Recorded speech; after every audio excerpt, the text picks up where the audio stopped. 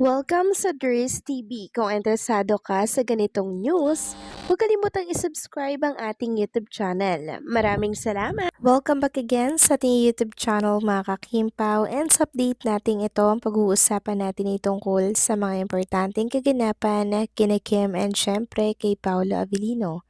Pero bago po ang lahat, maraming salamat sa inyong patuloy na pagsuporta at pagsubaybay sa mga daily update natin. Kaya naman bilang pasasalamat, narito po ang ilang napili kong komento patungkol ito sa naging previous update. Unang komento mula po ito kay Riley Denise de la Paz. Sabi niya, Miss Joyce, kahit anong oras pa yan, importante panoorin natin ang Di Alibay. Suportahan natin sina Kim at Paolo kasi kung hindi natin panoorin, maraming bashers na naman ang matutuwa. Once na bumaba ang ratings ng Di Alibay, yan naman ang hinahantay ng mga bashers. Ang pabagsakin ang tambalan ni na Kim at Paolo. Yes, tama po kayo dyan, Riley Denise de la Paz. Kaya sana suportahan pa rin natin ang Di Alibay dahil pag hindi natin ito sinuportahan at binoykot natin ito, pagtatawanan po si Kim and Paolo Avellino ng mga bashers at yung mga taong gustong ibagsak ang tambalang ito.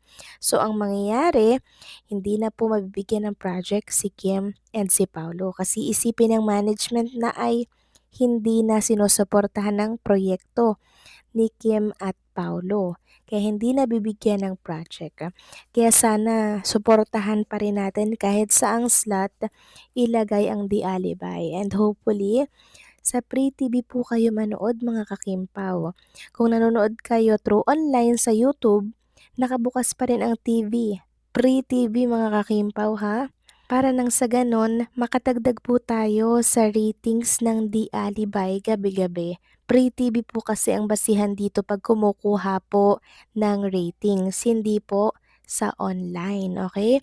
Kaya kung manonood tayo online, siguraduhin natin na naka-open pa rin po ang ating mga telebisyon. Bilang pagsuporta na rin sa tambalan po ni Kim at Paolo at sa mga project nila. Dito kasi nagbabase ang management kung bibigyan ba nila ng project pa si Kim and Paolo. So sa atin pa rin nakasalalay ang lahat, okay? So maraming salamat sa komento, Riley Denise de la Paz. God bless po at mabuhay kayo. Next comment naman mula po kay Ginang Norma Dayag. Sabi niya dito, Dres TV Good AM, bakit nasa Spain sila? Tapos na ba ang training niya sa next movie niya at ganon din kay Pau? Kailan ito, Dres? Sana'y uwi na lang si Kimi para mapanood namin sa Showtime. Miss na namin siya. Anyway, if ever na mapalagay sa third slot ito, ay di na ako manonood. Baka pagalitan ako ng anak ko kasi anong oras na yon. Kaya Dres TV Siyensya na lang, napanood ko naman ito sa Prime Movie. Kaya don't worry, Kimi, parati kami nasayo. Ikaw lang ang idol namin. Huwag niyo kaming husgahan dahil kami yung backbone ng inyong trabaho. Kasi kung wala kami, wala kayong mga tao na manonood sa lahat ng project nyo. Yes, Dres TV, yo te amo, Dres, so with KP. Maraming salamat din po Ginang Norma Dayag, muy bien. So yung tungkol po sa Spain mga kakimpaw, parang pinag-uusapan pa lang po yan dahil nga po doon sa word na binitawan ni Chinita Princess na Ola, which is lengguwahe po yon ng Spain or Spanish po yun mga kakimpaw. Kung baga parang iniisip natin na nagte-training si Kim sa Spain ng salitang Spanish para marahil ito sa kanyang panibagong series. So abangan na lang din natin kung tama ba itong hula natin or hindi, or action ba ang pinagtitriningan niya. Kasi kung action mga kakimpaw, pwede yan sa Pilipinas. Eh bakit dumayo pa siya ng ibang bansa? So possible na Spanish yung pinag-aaralan niya mga kakimpaw. 2 weeks lang yun kasama na yung vacation. So maraming salamat sa komento, Ginang Norma Dayag. Huwag kayong mag-alala, naiintindihan namin kayo kung bakit hindi po kayo makakapanood pag nalagay na to sa third slot kasi sobrang late na nun. Dapat natutulog na talaga yung mga seniors. Samantalang pag-usapan na natin ang mga balita po na nakalap natin sa gabing ito at tunahin na nga nating pag-usapan ang tungkol dito sa pinost ni Direk Jojo Sagin. So meron na po siyang post, sabi niya, in spite and despite of what's happening around us, oil price hike, ongoing war, unrest, etc., there's always something to smile about. Happy and blessed Palm Sunday, mga B. Then may nag-comment na, True Direk, Kimpaw fandom loves you sana po. You will always love and guide them at all times. So si Direk Jojo Sagin, mga kakimpaw, yan po yung naging statement niya na kahit anong mangyari, mga kakimpaw, huwag nating kalimutang ngumiti, 'di ba? Kasi everything happen for a reason po talaga, mga kakimpaw. Yan na lang yung lagi nating isipin. May dahilan kung bakit ito nangyayari. Pero ang mahalaga, kahit ano pa yan, wag nating iwanan si Kim and Paulo. Support pa rin po tayo sa mga project nila kahit ilagay sila sa third slot. Andito pa rin tayo at nakasuporta, okay?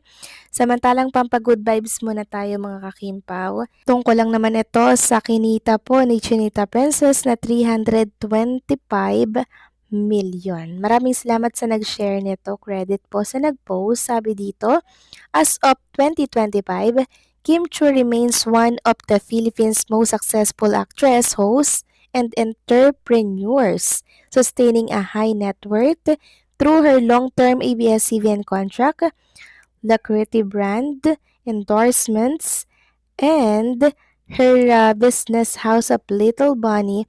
While an exact audited 2025 figures is not publicly released, her extensive career makes her one of the top earning celebrities in the country. Career highlights: Kim Chu has starred in numerous high-grossing films, including one that earned 325 million. Endorsements and business, she maintains significant brand partnership and launched the popular handbag line House of Little Bunny Philippines in 2022. Income streams, her wealth is accumulated through acting, musical performances, social media endorsement, and hosting engagement. And sabi nga dito, as of 2025, Kim Chu remain one of the Philippine most successful actress and top endorser with her films, having grossed over 1.36 billion. While a specific verified net worth figure is not publicly disclosed for 2025, her wealth is generated from a long-term entertainment career and business ventures. Sobrang successful po ng mga project na ginawa po ni Kim Chu, mga kakimpaw. Talaga pong pumaldo ang mga management ni Chinita Princess. Kaya sa mga nagko-compare at patuloy pong naghahambing kay Kim Chu dito po kay Jay, naku mga kakimpaw, mas malaki po ang kinikita ni Chinita Princess and syempre mas marami niya na pong napatunayan. Kaya sa mga bashers po ni Chinita Princess na lagi po nga kinukumpara si Kim kay Jay, eto lang naman po ang maipagmalaki namin na mas lamang si Chinita Princess kumpara kay Jay. So kayo ba, mga kakimpaw, anong masasabi ninyo dito? Please comment down below. So paano, hanggang dito na lamang po ang update natin at maraming salamat sa patuloy na pagsuporta.